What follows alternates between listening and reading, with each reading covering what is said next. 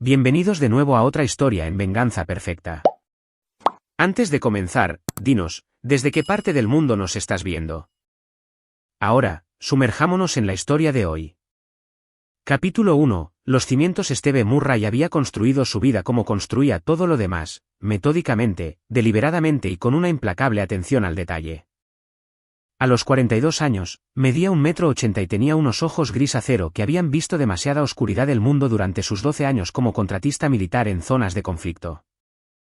Esos ojos no se perdían nada, un rasgo que lo había mantenido vivo en lugares donde la confianza era un lujo que podía costarte la vida. Su esposa, Christy Murray, una vez había encontrado atractiva esa intensidad. Se habían conocido hacía 15 años, cuando ella era una joven enfermera en el centro médico Walter Reed, tratando a soldados heridos que regresaban del extranjero. Steve se estaba recuperando de heridas de metralla, y el toque suave y la cálida sonrisa de Christy habían sido un faro de esperanza en sus momentos más oscuros. Ella era hermosa entonces, cabello rubio miel, ojos esmeralda y una risa que podía iluminar una habitación. Pero la belleza, había aprendido Steve, a menudo era solo una máscara para la podredumbre que se escondía debajo. Su hijo, Donnie Murray, tenía 8 años y poseía una inteligencia inquietante que a veces hacía que Steve se preguntara si el niño veía demasiado. Johnny había heredado los ojos agudos de su padre y el ingenio rápido de su madre, creando una combinación que a menudo dejaba incómodos a los adultos. El niño se daba cuenta de todo, la forma en que las personas se miraban, los sutiles cambios en el tono de voz, las mentiras que los adultos contaban pensando que los niños no entenderían. La madre de Christy, Martha Singleton, había vivido con ellos durante los últimos 3 años después de sufrir un derrame cerebral que la dejó parcialmente paralizada. A la mujer nunca le había gustado Steve, viéndolo como demasiado duro, demasiado implacable para su preciosa hija. No había ocultado su creencia de que Christy se había casado por debajo de su nivel, que merecía a alguien más refinado, más culto que un hombre que se ganaba la vida en zonas de guerra. Steve había tolerado la presencia de Martha por el bien de Christy, convirtiendo el estudio de la planta baja en un dormitorio y contratando a una cuidadora a tiempo parcial, Merle Underwood, para ayudar durante el día. Merle era una mujer práctica y sin rodeos de unos 50 años que había visto suficiente drama familiar como para llenar varias vidas. Tenía una lengua afilada y ojos aún más agudos, rasgos que la hacían excelente en su trabajo, pero a veces incómoda de tener cerca. El hogar de los Murray parecía perfecto desde fuera. Su casa de estilo colonial en los suburbios ricos de Richmond, Virginia, presumía de céspedes bien cuidados y el tipo de vecinos que se ocupaban de sus propios asuntos. La firma de consultoría de seguridad de Steve les proporcionaba un estilo de vida cómodo, no rico, pero seguro. Christy trabajaba a tiempo parcial en una clínica local, afirmando que quería mantener sus habilidades de enfermería mientras cuidaba de su madre. Pero la perfección, sabía Steve, a menudo era una ilusión mantenida por aquellos con más que ocultar. La primera grieta en esa ilusión había aparecido hacía 6 meses, aunque Steve no la había reconocido en ese momento. Christy había comenzado a trabajar más horas, alegando que la clínica tenía poco personal. Empezó a prestar más atención a su apariencia, ropa nueva, perfume caro, viajes al salón que parecían ocurrir con una frecuencia creciente. Cuando Steve lo comentó, ella se rió, diciendo que necesitaba sentirse bien consigo misma mientras lidiaba con la condición de su madre. Johnny había sido el primero en notar los cambios en el comportamiento de su madre. Los niños, reflexionó Steve, a menudo eran los mejores detectores de mentiras. Aún no habían aprendido a ignorar sus instintos en favor de la cortesía social. Johnny había comenzado a preguntar por qué mamá sonreía diferente ahora, por qué se reía de cosas que no eran graciosas, por qué siempre parecía estar mirando su teléfono. Los propios instintos de Steve, perfeccionados en el ejército, habían sido embotados por 15 años de vida doméstica. Pero no estaban muertos. Cuando Christy comenzó a recibir llamadas que la hacían salir para hablar, cuando empezó a llevarse el teléfono al baño, cuando comenzó a ofrecerse voluntaria para turnos de fin de semana que de alguna manera nunca aparecían en su horario oficial, la vieja paranoia comenzó a aflorar. La ironía no se le escapaba. Había pasado años en lugares donde todos eran potencialmente un enemigo, donde la supervivencia dependía de leer las verdaderas intenciones de la gente. Había vuelto a casa a lo que debería haber sido la seguridad, solo para descubrir que el enemigo podría estar durmiendo en su propia cama. Pero Steve Murray no era un hombre que actuara solo por sospecha. Era metódico, paciente y minucioso. Si Christie lo estaba traicionando, lo sabría con certeza antes de actuar. Y cuando actuara, sería con la misma precisión calculada que lo había hecho legendario entre sus antiguos colegas. Comenzó a observar, esperar y planificar. Porque Steve Murray había aprendido hacía mucho tiempo que en cualquier conflicto, el bando que golpeaba primero y más fuerte era usualmente el que salía victorioso. Capítulo 2. Sombras y susurros. La revelación llegó en pedazos, como un rompecabezas que Steve era reacio a completar. Comenzó con pequeñas inconsistencias, Christie afirmando trabajar turnos nocturnos que no existían, regalos caros que decía provenían de pacientes agradecidos, y una nueva ligereza en su paso que no tenía nada que ver con la alegría y todo que ver con secretos. Perry Fisher entró en sus vidas como un cáncer disfrazado de medicina. A los 38 años, Perry era todo lo que Steve no era, suave donde Steve era rudo, encantador donde Steve era directo, y poseedor del tipo de sonrisa fácil que hacía que la gente olvidara hacer preguntas difíciles. Era un representante de ventas farmacéuticas que había comenzado a visitar la clínica de Christie hacía 6 meses, siempre impecablemente vestido con trajes de diseñador que costaban más que el salario mensual de la mayoría de la gente.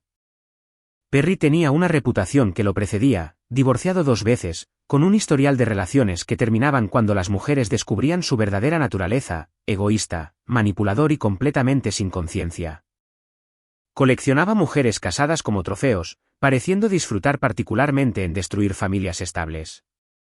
Christie, con su combinación de belleza y vulnerabilidad, había resultado irresistible. La primera vez que Steve conoció a Perry fue en un evento de caridad del hospital al que Christie había insistido en que asistieran.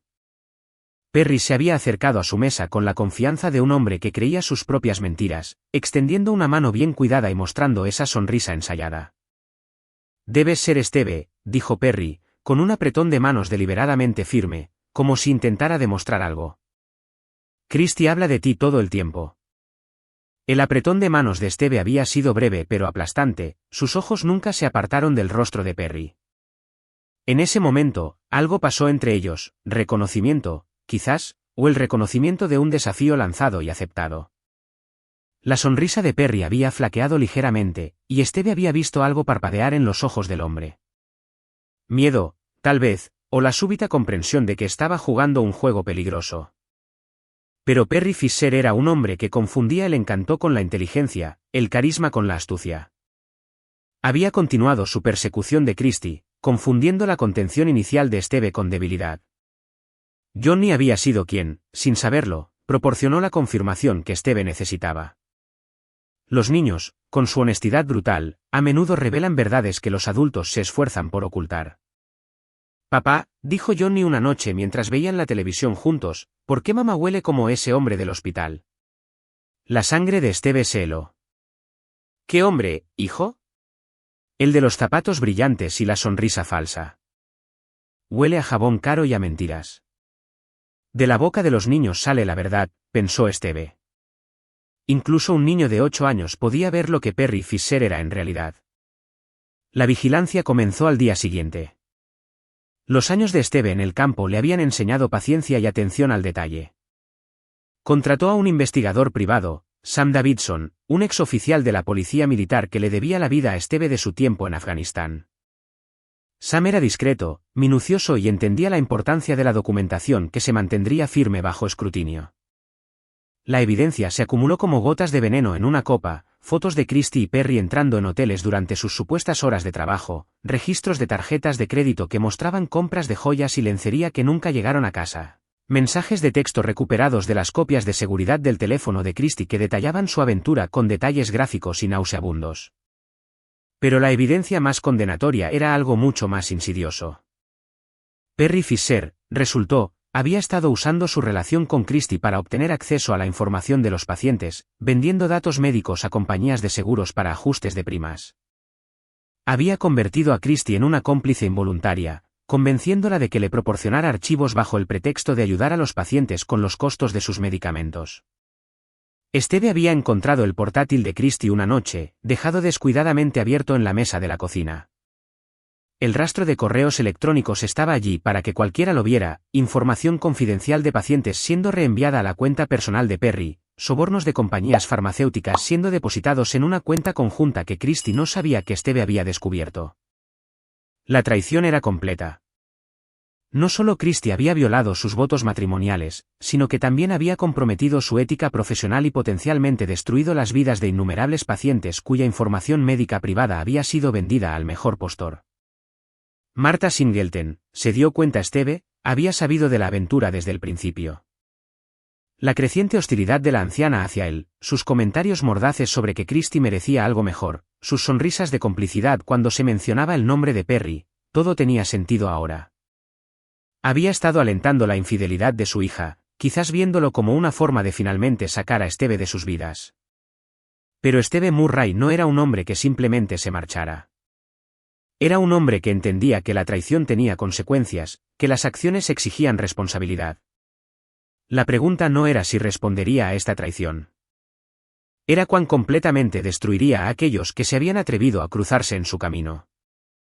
Mientras se sentaba en su estudio esa noche, revisando la evidencia que Sam había proporcionado, Esteve comenzó un plan, no solo para el divorcio, no solo para la separación, sino para algo mucho más completo.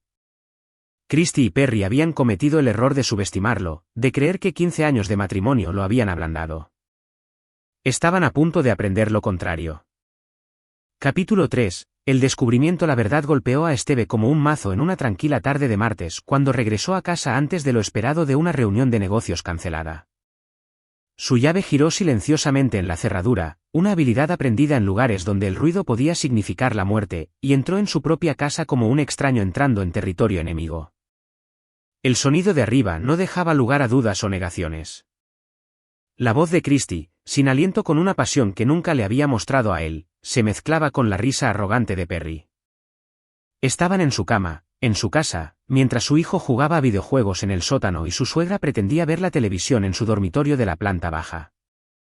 Esteve se quedó helado en su propio vestíbulo, con 15 años de matrimonio derrumbándose a su alrededor como un edificio demolido.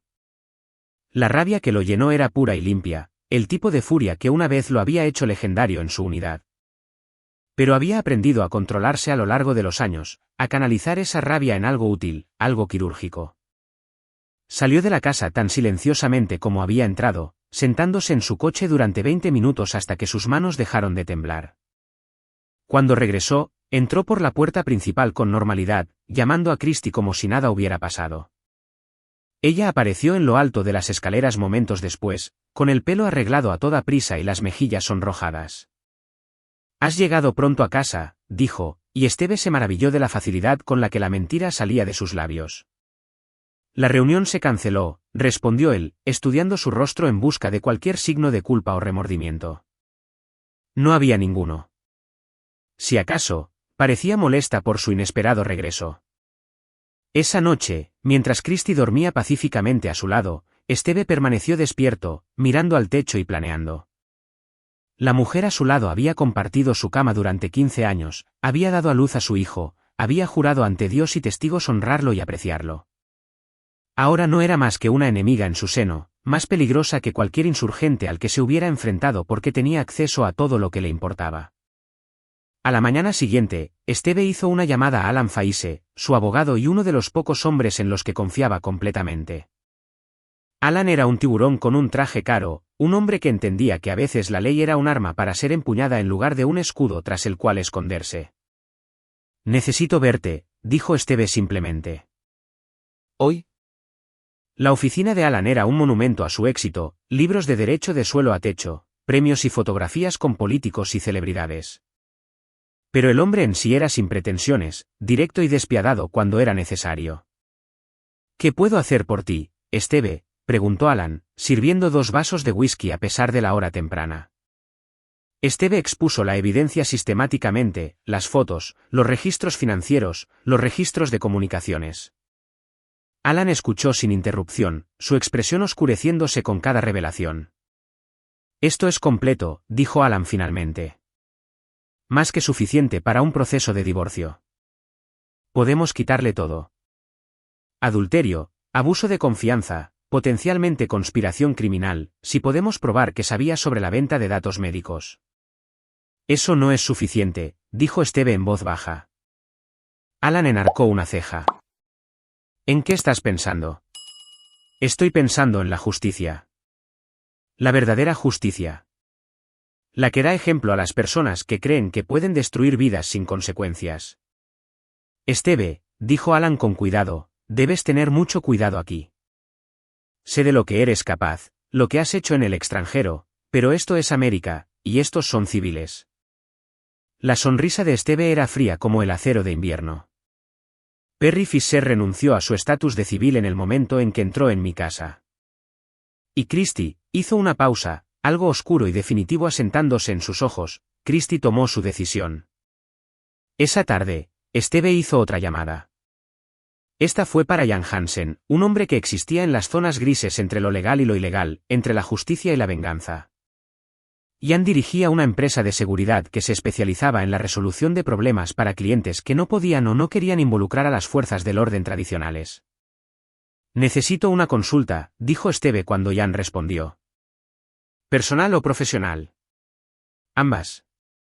La oficina de Jan estaba en un edificio anodino del centro, el tipo de lugar que las empresas legítimas usan como tapadera para actividades menos legítimas. El propio Jan no tenía nada de especial, estatura media, pelo castaño, el tipo de cara que olvidarías 5 minutos después de conocerlo. Era un rasgo útil en su línea de trabajo. ¿Cuál es la situación?, preguntó Jan después de que Esteve hubiera esbozado lo básico. Destrucción total, respondió Esteve. Quiero que lo pierdan todo, reputación, sustento, relaciones, autoestima. Quiero que entiendan que cruzarse con Esteve Murray tiene consecuencias que duran toda la vida. Jan asintió lentamente. Ese tipo de operación requiere precisión. No es barato, y no hay vuelta atrás una vez que empezamos. El dinero no es un problema, y nunca he creído en dar marcha atrás. Mientras Esteve conducía a casa esa tarde, sintió una extraña sensación de paz. La suerte estaba echada. Los planes estaban en marcha. Christie y Perry habían tomado sus decisiones, y ahora vivirían con las consecuencias. Pero primero, tenía que proteger a la única parte inocente en este desastre, su hijo, Johnny. El niño necesitaría estar preparado para lo que venía, necesitaría entender que a veces la gente buena tenía que hacer cosas terribles para protegerse a sí mismos y a los que amaban. Porque Esteve Murray estaba a punto de declarar la guerra. Y en la guerra, no se tomaban prisioneros. Capítulo 4. El arquitecto de la ruina. La planificación de Esteve fue meticulosa, basándose en años de experiencia operativa donde el fracaso significaba la muerte. Estableció un cuarto de guerra en su despacho de casa, completo con fotos de vigilancia, registros financieros y dasias detallados tanto de Christie como de Perry.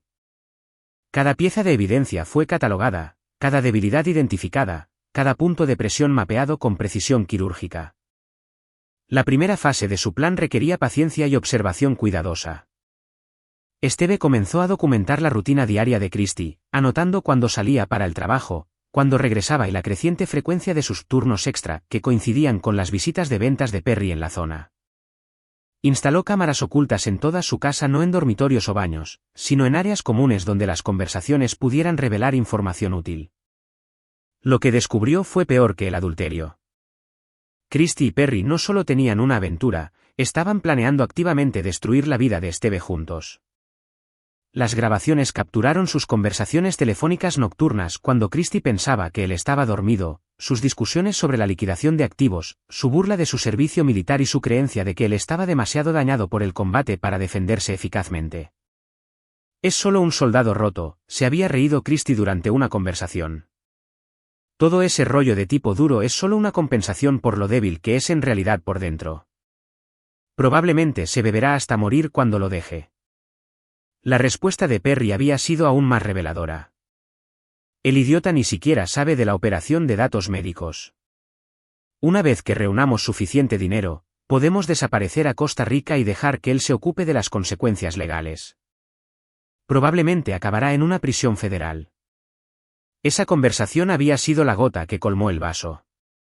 No solo lo estaban traicionando, planeaban incriminarlo por sus crímenes mientras le robaban sus bienes y destruían su reputación.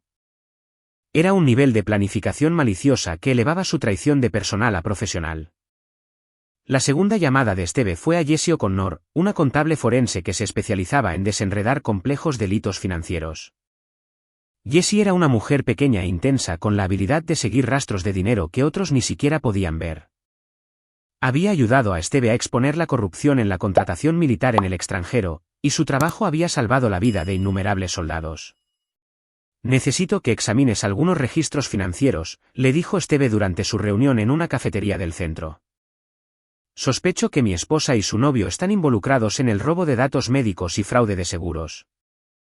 Los ojos de Jessie se iluminaron con el tipo de entusiasmo que la hacía peligrosa para los criminales e invaluable para quienes buscaban justicia. ¿Hasta dónde quieres que cabe? Hasta el lecho de roca. Quiero saber cada dólar que han robado, cada ley que han infringido, cada víctima que han creado. En una semana, Jessie había descubierto una red de fraude que se remontaba a 3 años.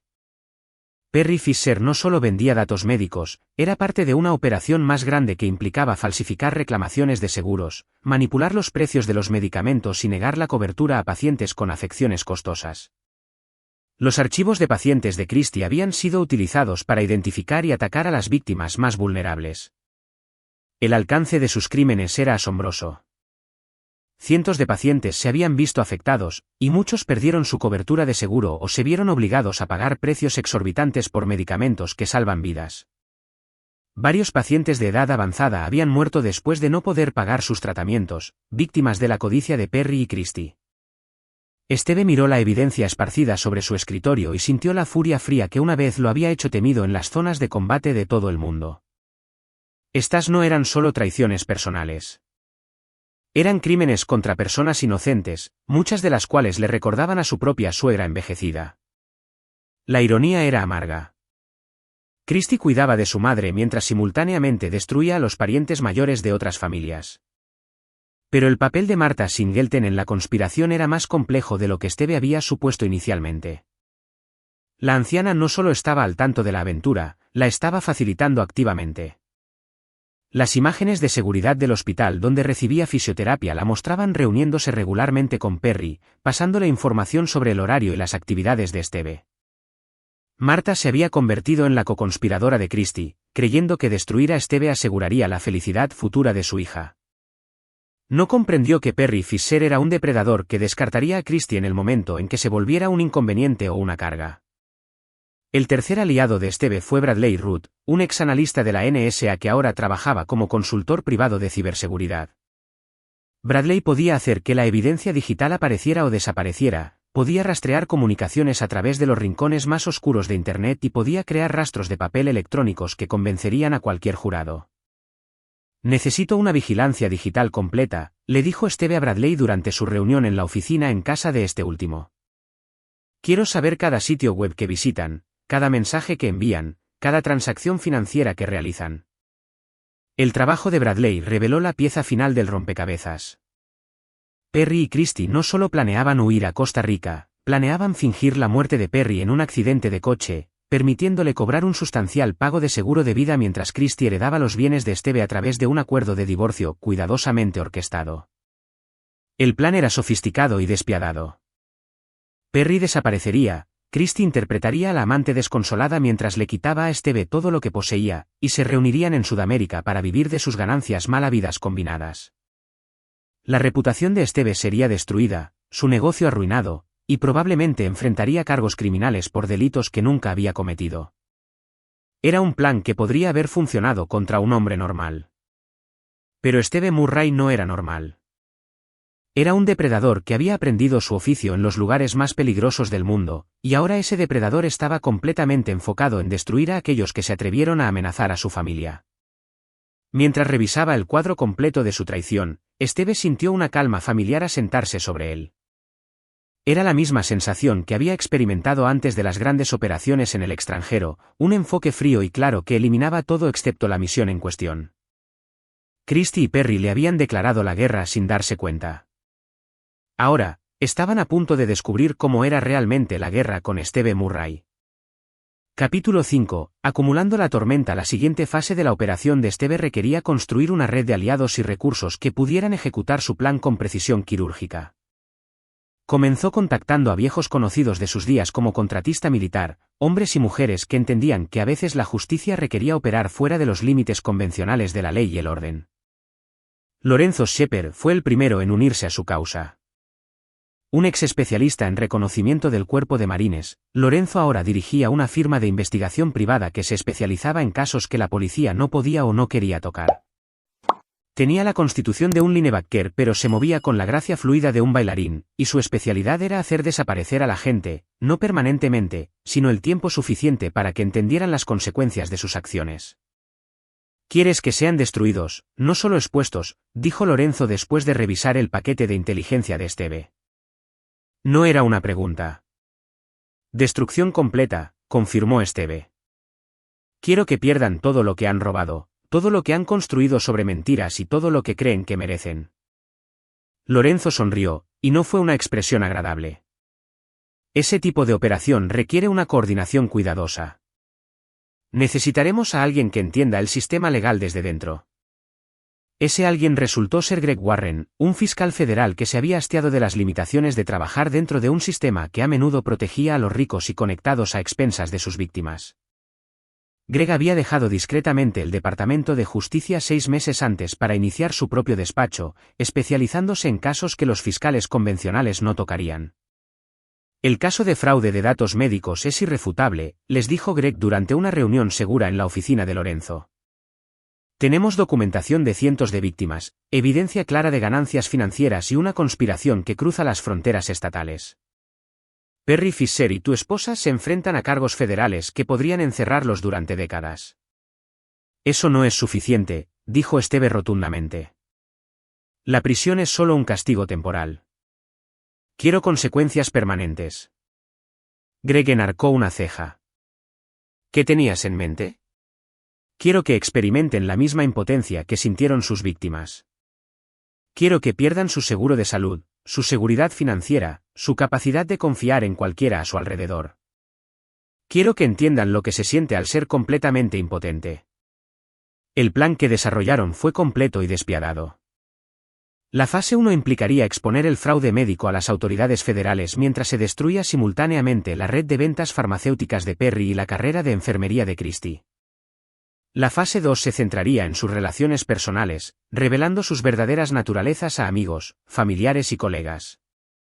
La fase 3 sería la más devastadora, un ataque coordinado a su bienestar psicológico y emocional que los dejaría rotos y aislados. Pero el aliado más importante de Esteve era alguien mucho más cercano. Johnny había estado observando el deterioro del matrimonio de sus padres con los ojos agudos de un niño que entendía más de lo que los adultos le daban crédito. A los 8 años, ya había aprendido a leer las sutiles señales de engaño, a notar cuando las sonrisas de su madre no llegaban a sus ojos, a entender que la tensión en la casa no tenía nada que ver con la condición de su abuela. «Papá», dijo Johnny una noche mientras trabajaban juntos en un modelo de avión, «¿tú y mamá se van a divorciar?». Esteve miró a su hijo, viendo inteligencia y dolor en esos jóvenes ojos. «¿Qué te hace preguntar eso, amigo?». «Habla con alguien por teléfono cuando cree que no la escucho. Dice cosas de ti que no son agradables, y ahora huele diferente, como a la colonia de otra persona». Esteve dejó sus herramientas y se enfrentó a su hijo directamente. «A veces los adultos toman malas decisiones, Johnny. A veces las personas en las que confiamos deciden hacernos daño. Cuando eso sucede, tenemos que protegernos a nosotros mismos y a las personas que amamos». «¿Vas a protegernos?», preguntó Johnny. «Sí», dijo Esteve simplemente. «Pero necesito que me ayudes». «¿Puedes hacer eso?». Johnny asintió solemnemente. «¿Qué necesitas que haga?». «Necesito que observes y escuches. Si ves o escuchas algo que no parezca correcto, me lo dices de inmediato. Y si alguna vez te digo que vayas a algún lugar o hagas algo, aunque parezca extraño, lo haces sin hacer preguntas. ¿Puedes prometérmelo?». «Lo prometo, papá». La conversación marcó un punto de inflexión en su relación. Johnny se convirtió en los ojos y oídos de Esteve dentro de la casa, informando sobre las llamadas telefónicas de su madre, sus visitantes y su comportamiento cada vez más errático. El niño entendió que su familia estaba bajo ataque y que su padre era el único lo suficientemente fuerte como para defenderlos. El papel de Martha Singleton en la conspiración se hizo más claro a medida que mejoraba la recopilación de información de Johnny. La anciana era más que una simple facilitadora, coordinaba activamente con Perry para monitorear los movimientos y actividades de Steve. Había estado usando sus citas de fisioterapia como oportunidades para reunirse con Perry y pasarle información sobre los viajes de negocios de Steve, su rutina diaria y su relación con Johnny. La abuela también habla con el hombre malo, informó Johnny una noche. Le dice cuándo vas a estar fuera por trabajo y cuándo estaré en la escuela. Cree que eres estúpido y que mamá merece a alguien mejor.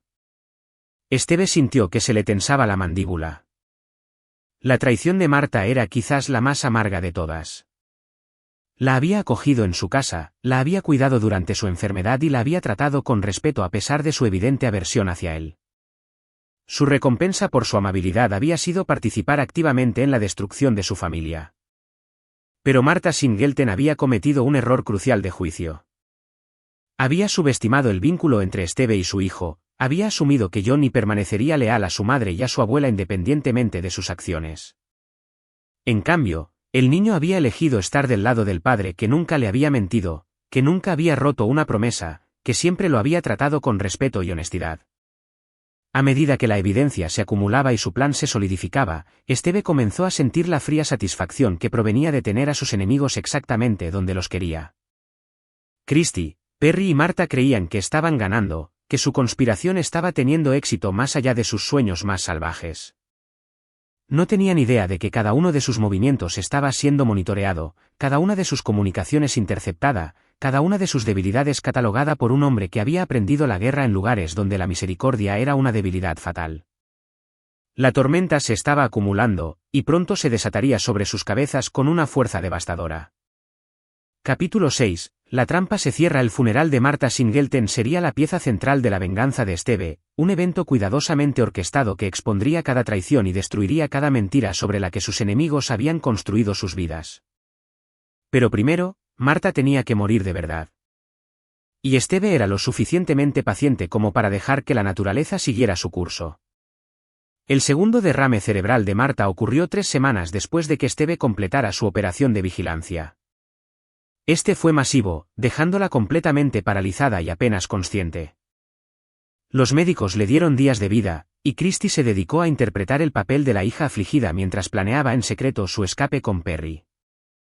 Steve utilizó el deterioro de la condición de Marta como una oportunidad para instalar equipo de vigilancia adicional en la casa bajo el pretexto de monitorear su salud.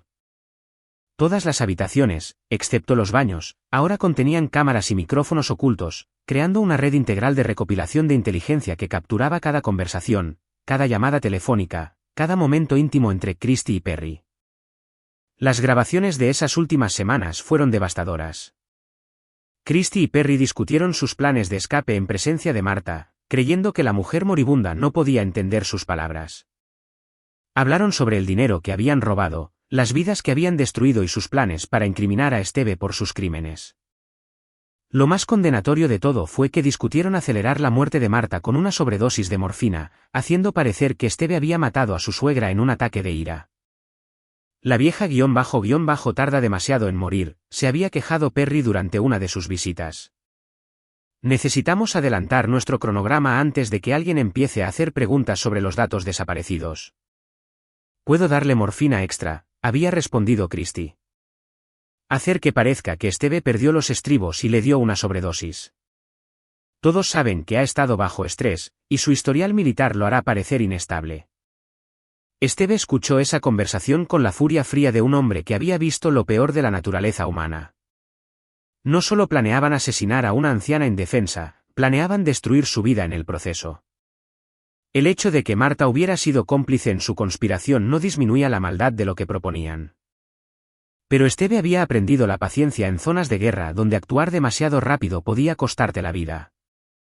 Documentó su conspiración de asesinato mientras, simultáneamente, tomaba medidas para asegurarse de que Marta muriera de forma natural antes de que pudieran implementar su plan.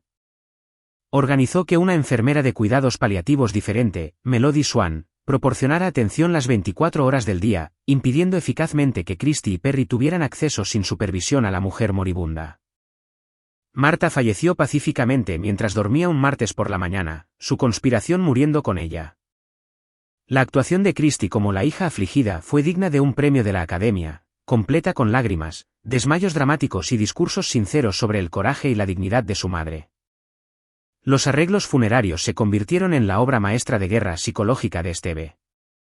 Insistió en un gran servicio, invitando a todos los que habían conocido a Marta, sus amigos de la iglesia, sus antiguos colegas del hospital donde había trabajado como voluntaria, sus vecinos y su familia extendida. Perry asistiría, por supuesto, interpretando el papel del amigo de la familia solidario mientras celebraba en secreto la eliminación del último obstáculo para su escape y el de Christie. Pero Esteve tenía otros planes para Perry Fisher. La mañana del funeral llegó gris y fría, con una especie de llovizna persistente que parecía calar hasta los huesos.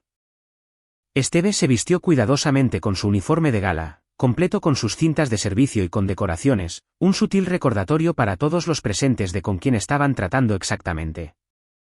Christie pareció genuinamente sorprendida por su elección de atuendo. ¿Por qué llevas tu uniforme?, preguntó, y Esteve notó un toque de nerviosismo en su voz. Pensé que tu madre merecía el respeto de un funeral militar, respondió. Después de todo, era de la familia. La primera fase de su plan se activó cuando llegaron a la funeraria. Lorenzo Shepard esperaba en el estacionamiento, vestido como miembro del personal de la funeraria.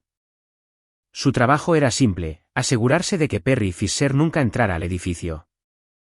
Esteve observó a través de la ventana delantera de la funeraria cómo Lorenzo se acercaba al Mercedes de Perry en el estacionamiento. Hubo una breve conversación. Luego, Perry se desplomó hacia adelante contra el volante. Lorenzo había usado un sedante de acción rápida que dejaría a Perry inconsciente pero ileso, una técnica profesional que no dejaba rastro y no causaba daño permanente. La ausencia de Perry no pasó desapercibida, pero Christie estaba demasiado concentrada en interpretar su papel de hija afligida como para mostrar más que una leve preocupación. Supuso que se había retrasado por negocios y que llegaría más tarde. La segunda fase comenzó durante el propio servicio. Esteve había organizado la asistencia de varios invitados especiales, agentes federales de la División de Fraude Sanitario del FBI, investigadores de la Junta Médica Estatal y víctimas de la operación de robo de datos médicos de Perry y Christie. Se sentaron en silencio en la parte trasera de la sala, su presencia desconocida para Christie pero visible para Esteve. Mientras el ministro pronunciaba su elogio a Marta, el teléfono de Esteve vibró con un mensaje de texto de Johnny, que se suponía que estaba en la escuela. Papá, no vayas al entierro. Vuelve a casa ahora. Hay coches de policía fuera de nuestra casa. Esteve sintió un momento de orgullo por el pensamiento rápido y la inteligencia fiable de su hijo. Johnny había estado vigilando la casa según las instrucciones, listo para avisar si ocurría algo inesperado. La presencia de coches de policía significaba que la tercera fase de su plan avanzaba según lo previsto. Esteve se excusó del servicio, alegando que necesitaba comprobar algo en casa. Christie estaba demasiado absorta en aceptar las condolencias de los amigos de Marta como para prestar mucha atención a su partida. Mientras caminaba hacia su coche, Esteve sintió el mismo enfoque tranquilo que lo había acompañado en innumerables misiones peligrosas en el extranjero. La trampa se estaba cerrando exactamente como estaba planeado, y sus enemigos estaban a punto de descubrir que Steve Murray no era el soldado roto que habían asumido que era. Capítulo 7. La advertencia del hijo. El trayecto a casa a través de los suburbios de Richmond se sintió como una marcha hacia el destino. La mente de Esteve estaba tranquila, organizada como lo había estado durante sus operaciones más peligrosas en el extranjero. Cada detalle de los últimos meses había conducido a este momento, cada mentira catalogada, cada traición documentada, cada debilidad explotada. Su teléfono sonó cuando giró en su calle.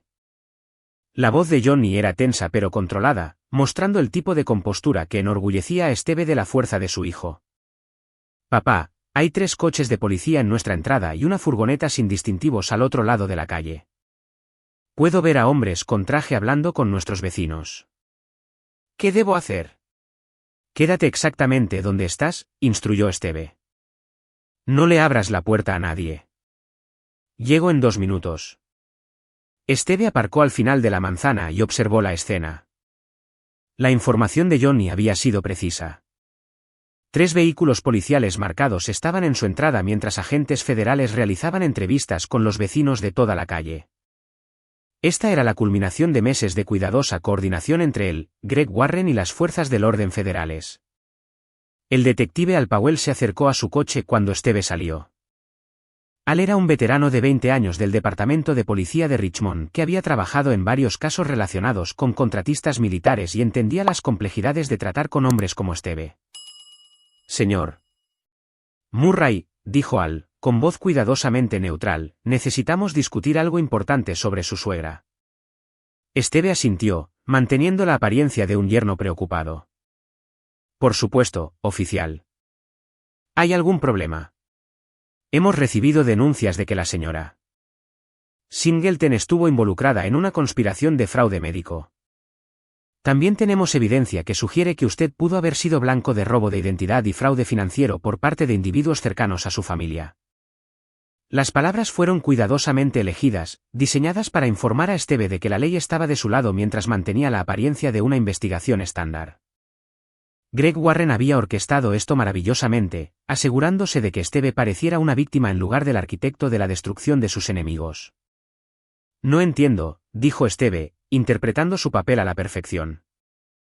¿Qué tipo de conspiración? Al señaló hacia la casa. Quizás deberíamos discutir esto adentro. Tenemos algunas pruebas que nos gustaría que revisara. Mientras caminaban hacia la puerta principal, Esteve notó a Johnny observando desde una ventana del piso de arriba. La presencia del niño le recordó por qué había emprendido esta elaborada campaña de venganza, no solo para castigar a quienes lo habían traicionado, sino para proteger a la única persona en este lío que había permanecido completamente inocente. Dentro, la casa se había transformado en un centro de mando para múltiples agencias de la ley. Agentes del FBI examinaban el ordenador y los registros financieros de Christie mientras investigadores de la Junta Médica Estatal revisaban los archivos de pacientes que habían sido recuperados del apartamento de Perry. El alcance de la operación era impresionante, un testimonio de la minuciosidad de la planificación de Esteve y de las conexiones de Greg Warren dentro del sistema. El agente Clarence GWYN de la División de Fraude Sanitario del FBI coordinaba la investigación. Era un hombre pequeño e intenso con el tipo de atención al detalle que lo hacía peligroso para los criminales y valioso para los fiscales. Señor Murray, dijo el agente GWYN, necesitamos informarle que su esposa y un individuo llamado Perry Fisher son sujetos de una investigación federal que involucra fraude sanitario, robo de identidad y conspiración. Creemos que usted puede haber sido una víctima de sus actividades. La actuación de Esteve como el marido conmocionado fue impecable. ¿Christie? Eso es imposible. Es enfermera. Nunca haría nada para dañar a sus pacientes. El agente GWYN sacó una gruesa carpeta de pruebas. Me temo que la documentación sugiere lo contrario. Tenemos pruebas de que la señora Murray ha estado proporcionando información confidencial de pacientes al señor Fisher, quien ha estado vendiendo esos datos a compañías de seguros. El esquema ha afectado a cientos de pacientes y ha resultado en varias muertes debido a la denegación de cobertura. Mientras Esteve revisaba la evidencia con aparente conmoción y creciente ira, se maravilló de cuán completamente se había cerrado la trampa alrededor de Christie y Perry. Cada pieza de evidencia había sido obtenida legalmente, documentada adecuadamente y presentada de una manera que hacía su culpabilidad innegable. Pero la revelación más devastadora aún estaba por llegar. También tenemos pruebas, continuó el agente GWYN, de que su esposa y el señor Fisher han estado planeando incriminarlo por sus crímenes mientras robaban sus bienes y huían del país. Han estado usando a su suegra como intermediaria para recopilar información sobre sus actividades y horarios. Las manos de Esteve temblaron al procesar esta información, no por un shock genuino, sino por el esfuerzo requerido para mantener su actuación. Marta los estaba ayudando. Me temo que sí. La señora Singleton estaba plenamente consciente de sus planes y participó activamente en la conspiración. Planeaban acelerar su muerte usando una sobredosis de morfina y culparlo a usted por su asesinato. La habitación se quedó en silencio mientras las implicaciones se asentaban. Incluso los curtidos agentes de la ley presentes parecían conmocionados por el alcance y la crueldad de la conspiración que se había descubierto. ¿Dónde está mi esposa ahora?, preguntó Esteve. Todavía en el funeral, creemos. Tenemos unidades listas para arrestarla tanto a ella como al señor Fisher tan pronto como completemos nuestra recopilación de pruebas aquí. Esteve sacó su teléfono y llamó a Johnny para que bajara. Cuando su hijo apareció, Esteve se arrodilló para mirar al niño directamente a los ojos. Hijo, ¿recuerdas lo que te dije sobre que a veces tenemos que proteger a las personas que amamos? Johnny asintió solemnemente. Estos policías están aquí porque algunas personas tomaron muy malas decisiones. Mamá y la abuela estaban involucradas con un hombre malo que hirió a mucha gente inocente.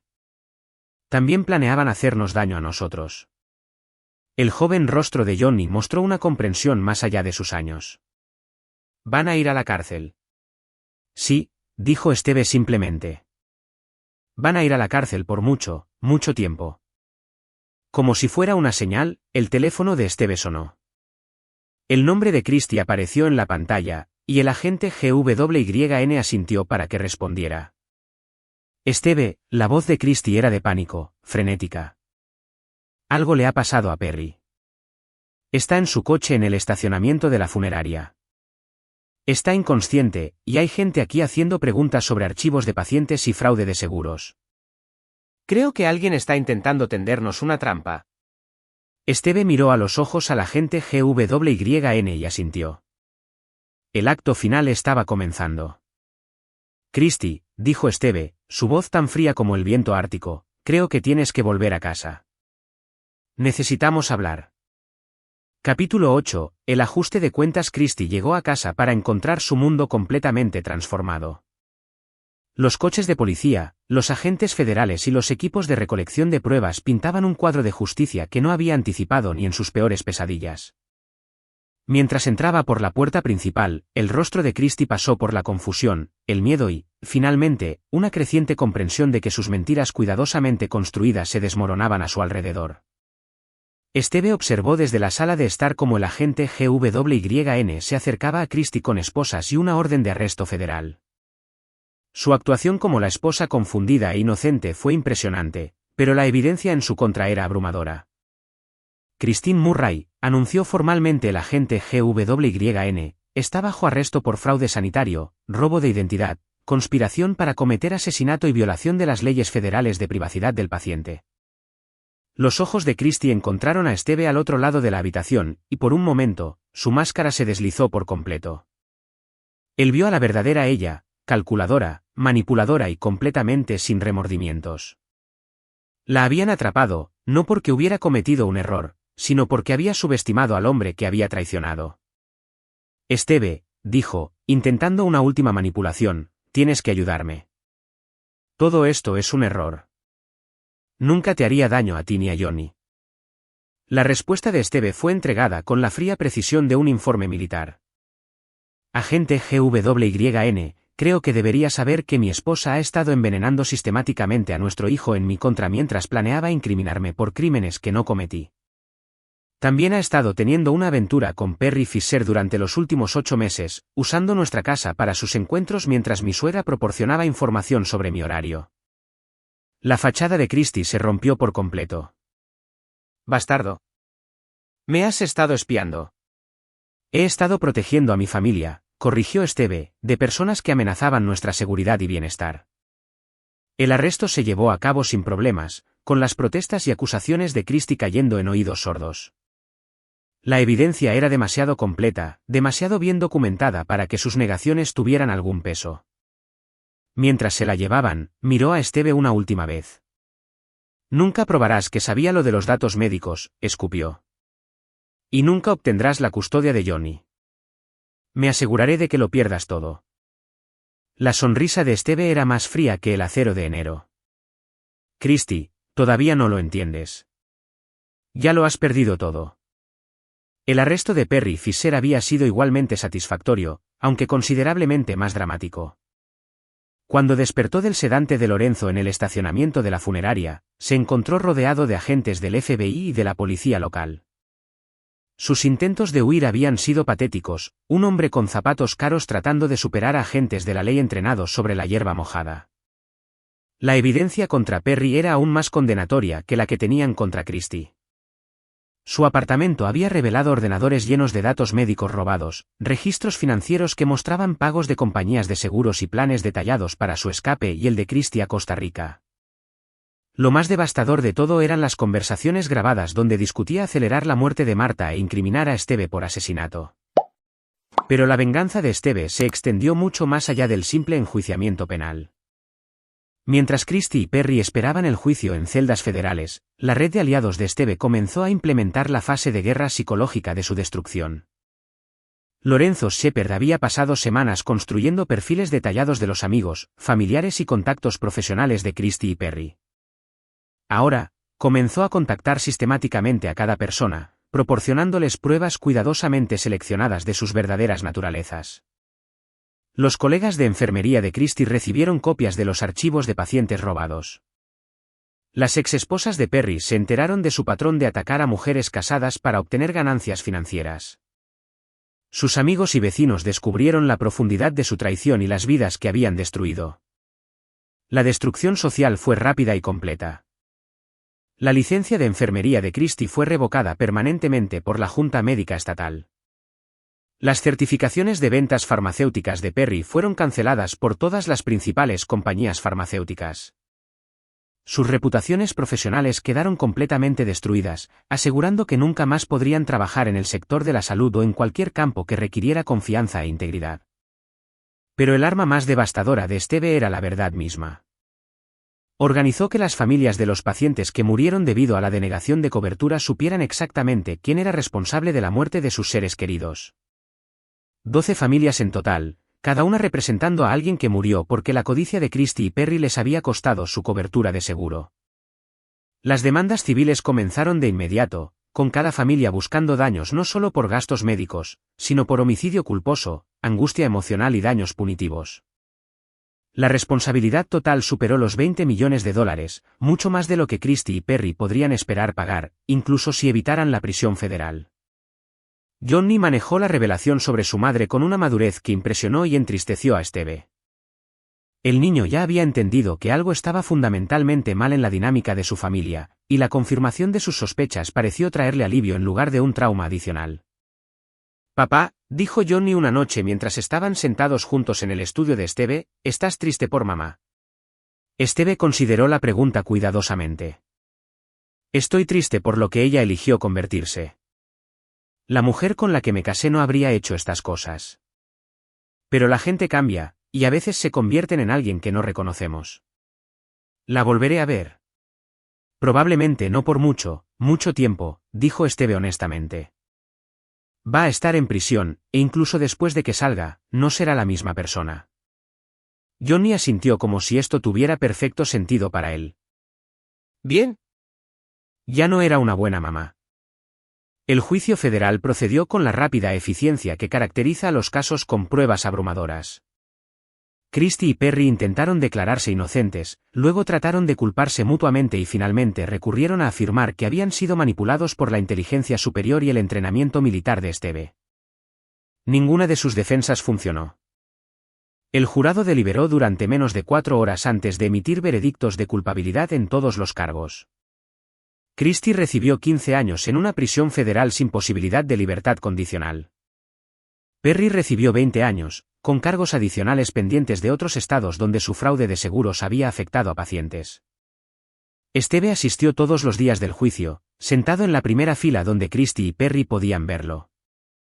Quería que entendieran que su destrucción había sido personal, deliberada y completa. Cuando se leyeron los veredictos, no sintió satisfacción, solo la fría paz que acompaña a la finalización exitosa de una misión necesaria. Capítulo 9. El precio de la traición. Habían pasado 5 años desde los juicios, y la vida de Esteve Murray se había asentado en un ritmo de satisfacción tranquila y vigilancia cuidadosamente mantenida. Johnny, ahora de 13 años, se había convertido en un joven agudo y seguro de sí mismo que entendía que la fuerza provenía de la lealtad y que la traición conllevaba consecuencias que duraban toda la vida. La casa había sido completamente renovada después del arresto de Christie, cada habitación limpiada de su presencia y de la corrupción que había traído a sus vidas. Esteve solo había conservado aquellas posesiones que tenían significado para Johnny, álbumes de fotos de antes de la traición, reliquias familiares que conectaban al niño con su herencia, recuerdos de una época en que su familia había estado completa. Las cartas de Christie desde la prisión federal llegaban regularmente. Al principio, llenas de rabia y acusaciones, luego suplicando perdón y una segunda oportunidad, y finalmente asentándose en una aceptación desesperada de su situación. Esteve leía cada una cuidadosamente antes de archivarlas sin leerlas. Johnny había pedido verlas una vez cuando tenía 12 años, y después de leer 3 de ellas, había declarado que no quería ver otra más. Todavía no entiende lo que hizo mal, había observado Johnny con la clara visión moral de la juventud. Cree que ella es la víctima. A Perry Fisher le había ido aún peor. Sus intentos de manipular el sistema penitenciario le habían ganado enemigos tanto entre los guardias como entre los reclusos. Esteve recibía actualizaciones regulares sobre la situación de Perry a través de contactos dentro del sistema penitenciario federal, no porque disfrutara del sufrimiento de un hombre, sino porque entender el estado actual de tu enemigo era simplemente un buen sentido táctico. Las demandas civiles habían procedido exactamente como Esteve había anticipado. Los bienes de Christie y Perry habían sido confiscados y distribuidos entre las familias de sus víctimas, pero los daños monetarios eran secundarios al impacto psicológico. Ambos se habían visto obligados a enfrentar el costo humano de su codicia, a enfrentarse a las familias de las personas que murieron por sus acciones. El negocio de consultoría de seguridad de Esteve había florecido en los años posteriores al juicio. Su reputación de minuciosidad y fiabilidad absoluta se había extendido por toda la comunidad de contratistas del gobierno, trayéndole clientes que necesitaban problemas resueltos con precisión y discreción. Había formado un equipo de profesionales cuidadosamente seleccionados que compartían sus valores y entendían que algunas traiciones nunca podrían ser perdonadas. Johnny se había convertido en su confidente más cercano, y en muchos sentidos, en su mayor logro. El niño poseía la mente analítica de su padre y su propio sentido innato de la justicia. Aprendió temprano que el mundo contenía personas que sonreirían mientras planeaban tu destrucción y que la supervivencia requería una vigilancia constante combinada con una acción decisiva cuando surgían amenazas. Papá, dijo Johnny una noche mientras trabajaban en un nuevo modelo de avión, ¿crees que mamá saldrá alguna vez de la cárcel? Probablemente, respondió Esteve honestamente. Cumplirá al menos 12 años, pero podría obtener la libertad condicional después de eso si se comporta bien. Intentará contactarnos. Esteve dejó sus herramientas y miró directamente a su hijo. Podría intentarlo, pero necesitas entender algo importante, Johnny. La mujer en la cárcel no es la misma persona que solía ser tu madre. La prisión cambia a la gente, y no siempre para mejor. Ha estado consumida por la ira y el resentimiento durante 5 años, culpando a todos excepto a sí misma por las decisiones que tomó. ¿Y si vuelve aquí? No lo hará, dijo Esteve con tranquila certeza. Ella sabe que no debe hacerlo. Johnny asintió, satisfecho con esta explicación. El niño había desarrollado la capacidad de su padre para compartimentar las emociones, para lidiar con realidades desagradables sin ser consumido por ellas. Aprendió que algunas personas pierden su derecho al perdón a través de sus acciones y que la lealtad se gana en lugar de asumirse. El teléfono de Esteve vibró con un mensaje de texto de Lorenzo Schepper. Fisher encontrado muerto en su celda esta mañana. Aparentemente suicidió. Pensé que debería saberlo. Esteve borró el mensaje y continuó trabajando en el modelo de avión. La muerte de Perry Fisher no fue ni sorprendente ni particularmente significativa. El hombre había sido destruido psicológicamente hacía años, y su muerte física era simplemente la confirmación final de su derrota completa. Christie se enteraría de la muerte de Perry a través de los rumores de la prisión, y destruiría cualquier frágil esperanza que hubiera estado manteniendo sobre su eventual reunión. Pasaría los años restantes de su sentencia sabiendo que su coconspirador y amante había elegido la muerte antes que seguir viviendo con las consecuencias de sus acciones. Esteve no sintió satisfacción por la muerte de Perry, al igual que no había sentido satisfacción por sus condenas o sus sentencias civiles. La justicia no se trataba de satisfacción. Se trataba de consecuencias, de asegurar que las acciones tuvieran resultados apropiados, de proteger a los inocentes de aquellos que explotarían su confianza. Johnny terminó de colocar el ensamblaje del ala y levantó el modelo completo para su inspección. Perfecto, dijo Esteve, examinando el trabajo de su hijo. Como todo lo que haces. Aprendí del mejor, respondió Johnny con una sonrisa que le recordó a Esteve tiempos más felices, antes de que la traición les enseñara a ambos duras lecciones sobre la naturaleza humana. Mientras limpiaban su espacio de trabajo, Esteve reflexionó sobre el camino que los había llevado a este punto. Había perdido una esposa y había ganado una comprensión más profunda del carácter de su hijo. Había descubierto que incluso las personas más cercanas a ti podían convertirse en enemigos. Pero también había aprendido que algunos lazos, como el que une a un padre y un hijo que habían sobrevivido juntos a la traición, eran inquebrantables. La casa estaba tranquila ahora, pacífica de una manera que nunca lo había estado durante los últimos años de Christie. No había llamadas telefónicas susurradas, ni reuniones secretas, ni mentiras disfrazadas de amor. Johnny hacía sus deberes en la mesa de la cocina mientras Esteve preparaba la cena, ambos cómodos en el silencio que provenía de la confianza total. Esteve Murray había construido su vida sobre el principio de que la traición exigía consecuencias, que la justicia a veces requería operar fuera de los límites convencionales y que algunas personas perdían su derecho a la misericordia a través de sus acciones. Enseñó a su hijo estos mismos principios, no con palabras, sino con el ejemplo. Christie cumpliría su condena y finalmente sería liberada a un mundo que nunca perdonaría ni olvidaría lo que había hecho. Perry Fisher había elegido su propio final, incapaz de vivir con el peso de sus crímenes y sus consecuencias. Martha Singleton había muerto sabiendo que su hija se enteraría de la verdad sobre su traición. Y Esteve Murray siguió adelante, con cicatrices pero no quebrado, protector de la única persona que había permanecido leal cuando la lealtad fue puesta a prueba.